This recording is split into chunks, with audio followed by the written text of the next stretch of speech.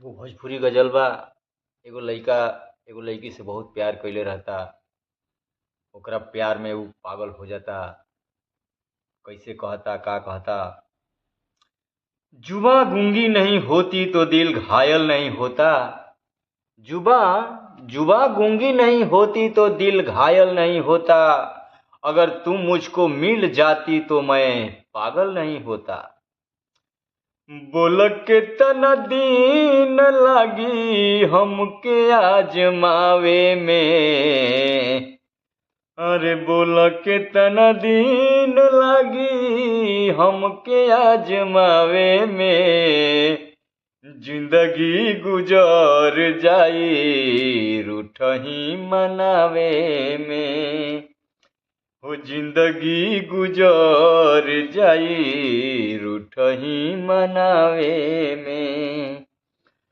बोल के तना दीन लागी हमके आजमावे में। बोल के तना दीन लागी हमके आजमावे में। हमके आजमावे में। जिंदगी गुजर जाई रूठही मनावे में।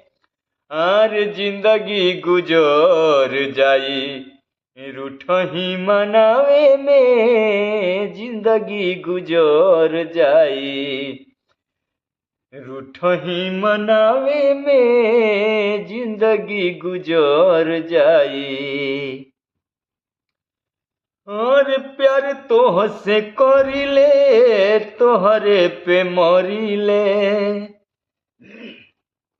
लइकवा कहता प्यार तोह से करिले तोहरे पे मरिले। और कुछ दिन याद या और कुछ दिन यहाँ रुके होते। 50237